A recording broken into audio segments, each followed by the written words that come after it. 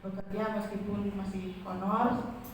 Kemudian selain saya honor di sana, saya juga sedikit membantu di desa untuk administrasi seperti itu. Kemudian saya juga dipercayakan untuk membantu di PNPR pada waktu itu, karena memang kondisinya pada zaman itu masih sedikit anak-anak muda di sana yang paham IT, sehingga ya saya mungkin salah satu orang yang dianggap bisa membantu mereka. Jadi bapak saya saat saya mau mengikut suami ke sini, beliau sepertinya agak kurang setuju seperti itu ya, karena saya harus meninggalkan semua pekerjaan saya di sana yang istilahnya saya sudah berada di zona nyaman di sana, dan harus mengikut suami saya ke sini dengan tidak bekerja, istilahnya seperti itu ya. Karena memang orang tua saya ini bapak saya ya. Bapak saya itu maunya dia menyekolahkan anaknya, tujuannya ya dia harus bisa bekerja seperti itu. Nah, jadi ketika saya berada di kota Singkawang ini memang ya cukup berat rasanya, awalnya sangat berat, karena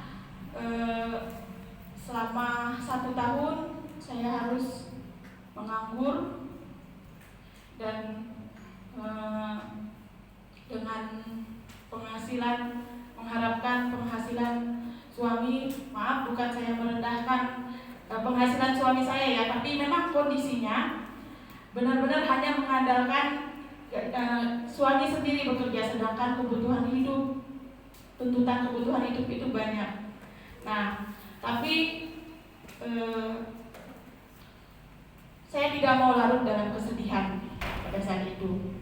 Ya memang saya sempat sedih sih ya, karena memang udah terbiasa kita bekerja sendiri dan rasanya kaget sekali ketika kita harus berdiam di rumah dan hanya mengandalkan suami sendiri. Nah, jadi saya tidak mau larut dalam kesedihan, karena saya percaya Tuhan sudah mengatur segala sesuatunya, dan saya yakin Tuhan akan menyediakan pekerjaan yang baru bagi saya di tempat yang baru. Nah, itu sedikit kesaksian dari saya. Bapak Ibu, apa sih kaitannya menyertai hidup kita? Tuhan selalu menolong hidup kita. Nah, jadi setiap orang yang menaruh harapan dan masa depan kepada apapun atau siapapun, misalnya ketika kita berharap hanya kepada dunia, ya seringkali kita juga dikecewakan oleh dunia. Ya saya sudah banyak istilahnya mengalami kejadian-kejadian atau pengalaman hidup. Jadi perbandingan ketika kita hidup mengikuti keinginan daging kita, mengikuti hawa nafsu kita, dengan perbandingan ketika kita hidup mengandalkan Tuhan, itu sangat berbeda sekali. Jadi ketika kita hidup mengandalkan keinginan daging kita, hawa nafsu kita pengen seperti itu, pengen seperti ini, dan ketika kita tidak mencapainya, kita akan merasa sangat kecewa. Nah, seringkali kita percaya bahwa Tuhan tidak akan pernah meninggalkan kita dalam situasi apapun. Dalam situasi terpuruk sekalipun, Tuhan tidak akan pernah meninggalkan kita.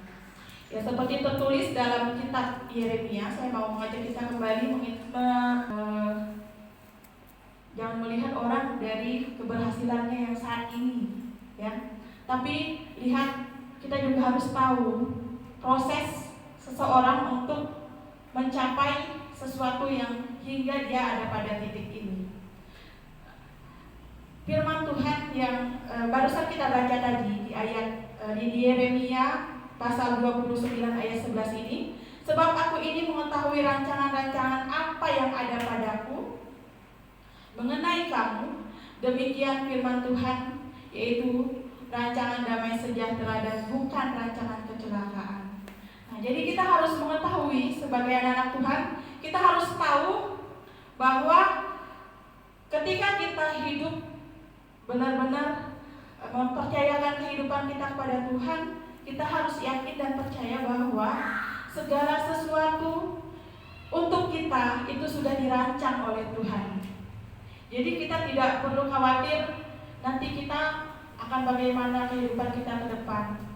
Saya nanti akan seperti apa. Jadi kita serahkan semuanya kepada Tuhan.